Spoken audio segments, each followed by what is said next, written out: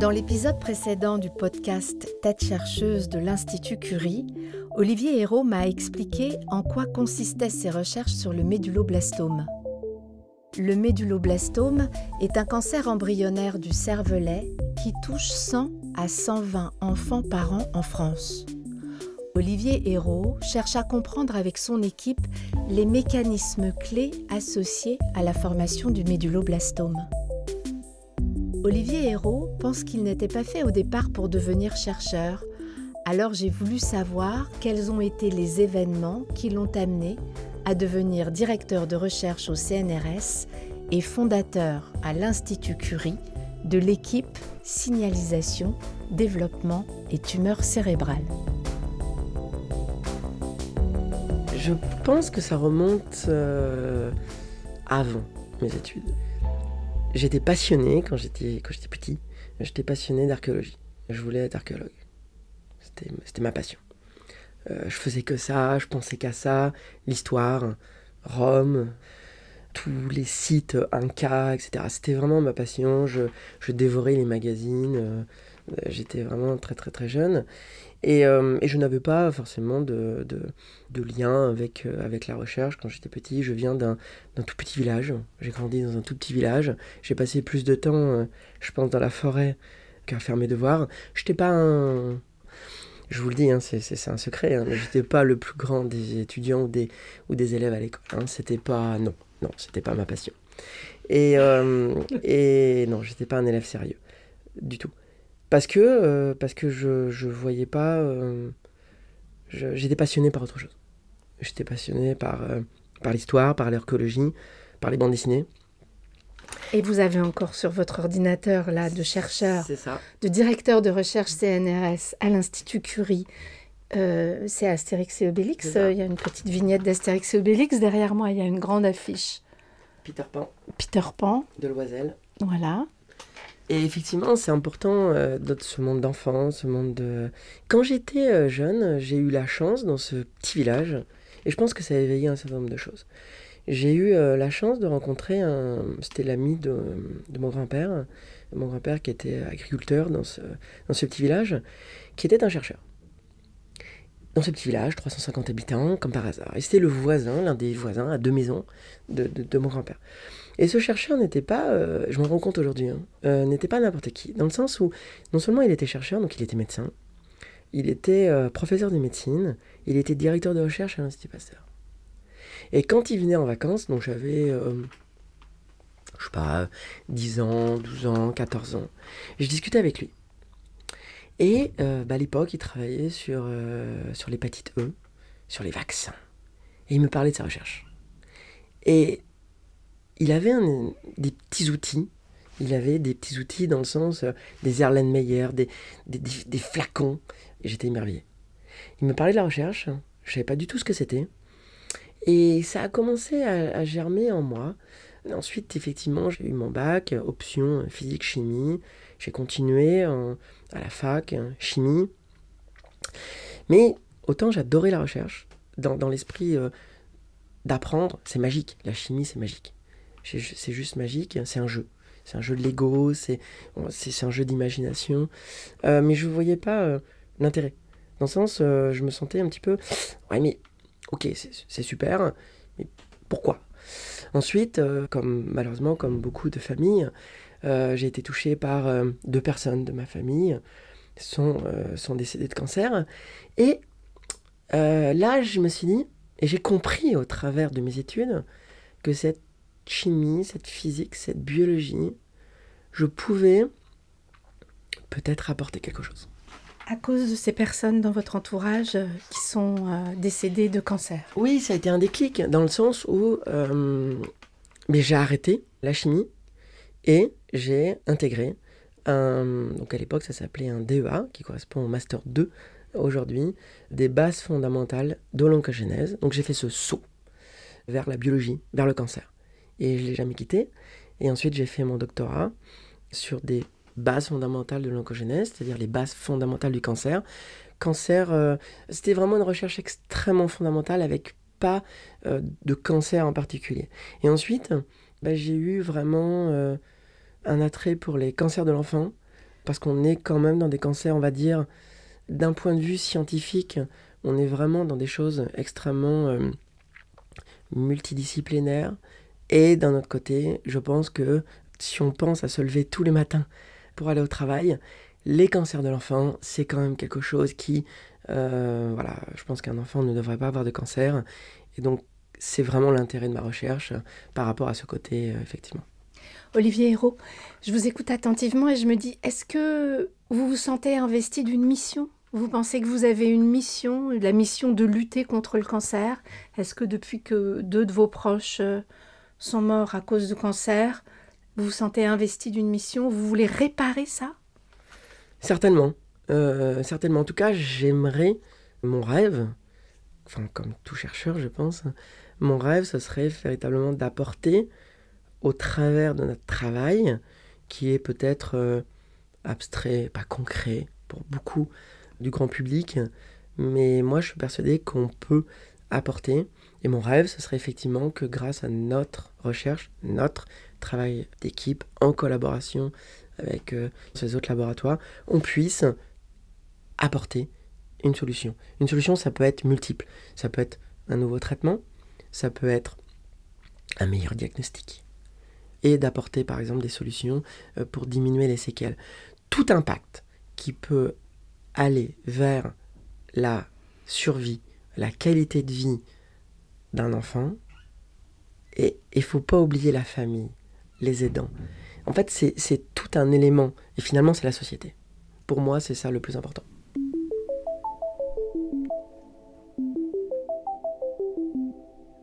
Si l'Institut Curie est aujourd'hui le premier centre français de lutte contre le cancer, c'est aussi grâce à la générosité de celles et de ceux qui le soutiennent. Les dons sont pour l'Institut Curie des ressources cruciales. Olivier Hérault est très engagé dans la collecte de fonds et dans le dialogue avec les associations. Ces associations se battent tous les jours pour trouver des fonds, trouver de l'argent. Les dons. Les dons. Et ces dons sont extrêmement importants pour nos équipes. Et nous, on a véritablement un devoir d'explication, c'est-à-dire qu'est-ce que ces dons apportent à notre recherche et qu'est-ce que l'on fait avec ces dons. Je pense que c'est extrêmement important. D'un autre côté, et à chaque fois ça a été le cas, ces rencontres nous nourrissent.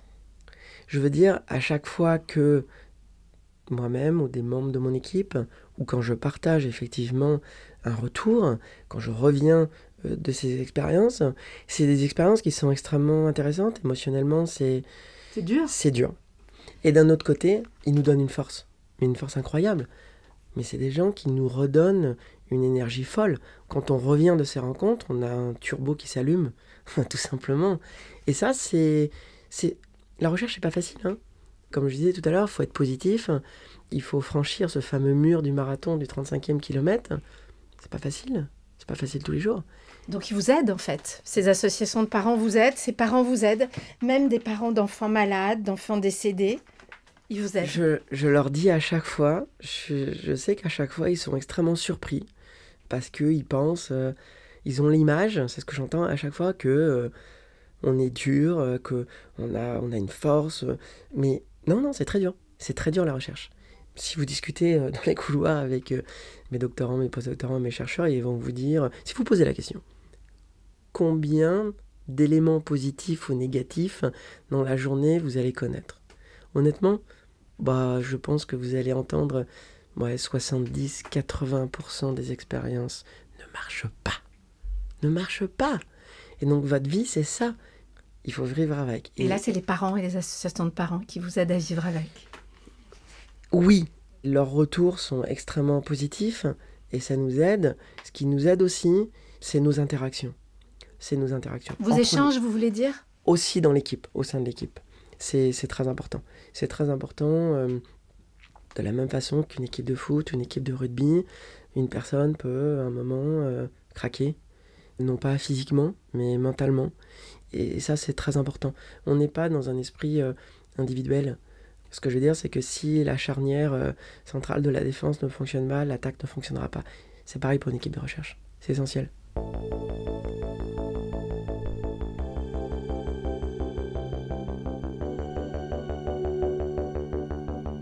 En écoutant Olivier Hérault, j'ai compris comme le travail d'équipe était essentiel pour lui, mais j'ai voulu savoir ce que cela représentait pour lui de faire partie de l'Institut Curie. Le fait d'être chercheur et d'avoir mon équipe à l'Institut Curie, ça apporte ce label, c'est-à-dire cette visibilité. Quand on est en congrès, je vais souvent en congrès où on présente nos résultats. Quand on vient dans l'Institut Curie est connu sur toute la planète. Donc c'est une preuve de sérieux. Ça, c'est extrêmement important. Ensuite, on bénéficie d'une structure. Une structure, ça veut dire quoi? C'est-à-dire qu'on n'est pas seul, on est aidé sur un certain nombre d'aspects. C'est-à-dire qu'on est aidé, vous savez... Lesquels? Moi, par exemple, je passe peut-être 70% de mon temps à trouver de l'argent, à rédiger des demandes de financement pour trouver de l'argent. Cet argent, il me sert à quoi? Il sert à recruter, il sert à acheter de l'équipement, il sert à faire fonctionner mon laboratoire. À l'Institut Curie, on est aidé dans ce processus-là. C'est-à-dire qu'on est aidé, épaulé dans nos demandes d'argent, dans les aspects juridiques. Un point qui est extrêmement important aujourd'hui. Aider, ça veut dire comment on vous aide à l'écriture? On nous aide à l'écriture, on peut nous aider à l'écriture, on nous aide à la mise en place des contrats. On a des structures support qui nous aident énormément. Au niveau des plateformes, par exemple, on fait du séquençage. Le séquençage n'est pas fait dans mon laboratoire. On a des structures, des plateaux techniques. Curie qui fonctionne 24 heures sur 24 pour générer nos données. Donc on a véritablement... Une aide technologique, une aide juridique. Et une aide financière ou pas du tout? Une aide financière. Donc effectivement, on est vraiment on est épaulé, que ce soit financièrement, que ce soit sur les aspects de gestion des contrats. Moi, je suis scientifique, je ne suis pas juriste. Je suis incapable de rédiger un contrat de travail. Tout ça, c'est fait par la structure. Et sans effectivement cette structure, on aurait énormément de mal pour fonctionner. Mais si l'Institut Curie apporte une aide financière, ce n'est quand même pas suffisant pour faire fonctionner votre laboratoire. Et vous me dites que combien de pourcents de votre temps? Aujourd'hui, j'estime à peu près à 60-70% du temps à la recherche de financement. Et ça vous pèse ou pas? Oui, il y a un point négatif, un point positif quand même. Ça me pèse parce qu'effectivement, ça prend beaucoup de temps et ça m'empêche de faire un certain nombre de tâches qui normalement devraient me revenir. Mais en même temps, ça nous permet de réfléchir. Ce que je veux dire, c'est que quand vous rédigez un projet, c'est que vous allez essayer de prévoir de ce que vous allez faire sur les 5 ans à venir. Donc ça nous permet aussi de nous guider, quel va être le fil conducteur et de ne pas partir dans tous les sens. Maintenant, ce qui me pèse, c'est pas forcément la rédaction d'appel à projet. Ce qui nous pèse beaucoup, c'est la lourdeur administrative. La lourdeur administrative qui a augmenté. Alors, il y a un contexte extrêmement que je comprends tout à fait, c'est-à-dire qu'on arrive aujourd'hui à des normes de sécurité, des normes d'hygiène, des normes réglementaires, des normes juridiques. On travaille par exemple sur des échantillons tumoraux. Ça implique quoi? Ça implique effectivement un cadre juridique extrêmement important, ce qui est tout à fait normal. Maintenant, tous ces aspects administratifs s'empilent, augmentent, et un certain nombre de ces aspects sont effectivement à la charge des chercheurs, et pas que moi dans mon équipe, des ingénieurs, des doctorants, des postdoctorants, participent à cette lourdeur effectivement administrative, et ça nous prend du temps. Olivier Hérault est coordinateur européen du groupe des tumeurs embryonnaires du cerveau à la Société internationale d'oncologie pédiatrique. Il a reçu en 2020 le prix international de l'innovation aux États-Unis. Qu'est-ce que cela a changé pour lui? Ça a changé 2 choses. Déjà, ce prix nous a apporté une somme considérable en termes d'argent. C'est 750 000 $, ce qui a permis véritablement de faire un changement de braquet, je dirais, dans l'évolution de mon équipe, c'est-à-dire avec l'achat d'équipements que je pense on n'aurait pas pu réaliser, de recruter. Donc véritablement un souffle financier vraiment considérable. L'autre aspect, qui est pas, on va dire, qui est pas moins important, c'est la reconnaissance. La reconnaissance de notre équipe, c'est-à-dire cette visibilité, c'est-à-dire d'être capable de se dire que aux États-Unis, notre équipe est reconnue. Et ça veut dire quoi? Ça veut dire que ça nous ouvre des portes, tout simplement. Et ça nous a ouvert énormément de portes. Là, on ne parle pas d'argent. On parle de visibilité et on parle de reconnaissance. Et la reconnaissance, elle est très importante en recherche. Pourquoi ? Parce que la recherche fonctionne aussi, comme dans plein d'autres métiers, sur le sérieux, sur, voilà, telle équipe, elle est solide. Ce qu'elle fait est vrai. Voilà, il y a une démarche scientifique, etc. Et elle est capable de faire ça. Ça veut dire quoi ? Ça veut dire qu'un certain nombre d'équipes de renommée internationale, c'est-à-dire vraiment des équipes qui pourraient jouer au haut niveau en Coupe d'Europe ou etc. Si vous voulez faire encore la comparaison, nous ont contactés. Et c'est des équipes qui nous auraient pas contactés sans ce prix. Et ça nous a vraiment ouvert des projets exceptionnels, ouvert des portes. Mais je voudrais quand même qu'on parle d'argent et sur les moyens qui sont alloués à la recherche en France. Qu'est-ce que vous avez à dire sur ce sujet ?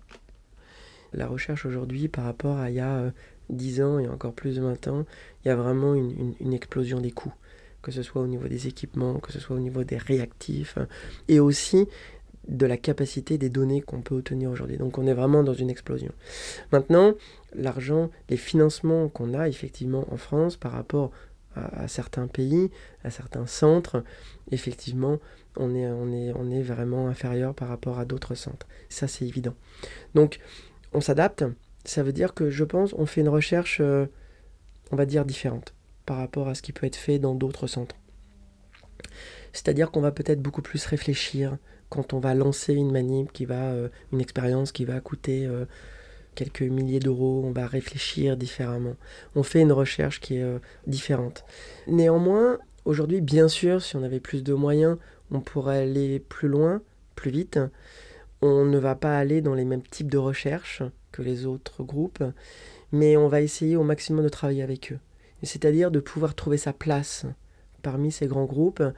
Je ne pense absolument pas qu'on soit ridicule par rapport à la recherche au niveau international, et je pense qu'il faut aussi... autant les financements, s'ils étaient plus conséquents, on irait, comme je disais tout à l'heure, plus vite, plus fort. Mais on y arrive dans un sens où le rapport qualité-production, c'est-à-dire financement par rapport à la production française, il est vraiment pas mauvais. Et je pense qu'il faut peut-être aussi regarder ce qui est positif en France, et peut-être un peu moins regarder ce qui est négatif, même si, effectivement, les financements pourraient être un peu plus importants.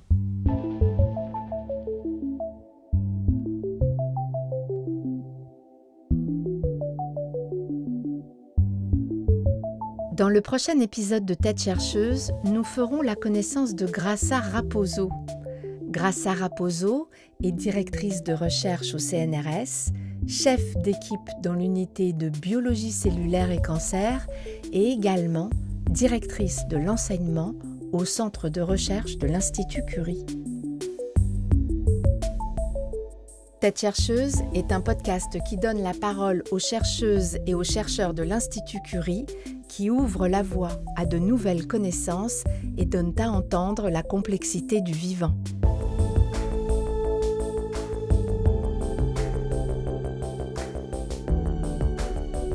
Tête chercheuse est un podcast réalisé par Alice Torrens, mixé par Benjamin Touron et écrit par Zoé Varier. Musique originale Alissane Brassac, production Chloé Tavitian et Camille Juzo.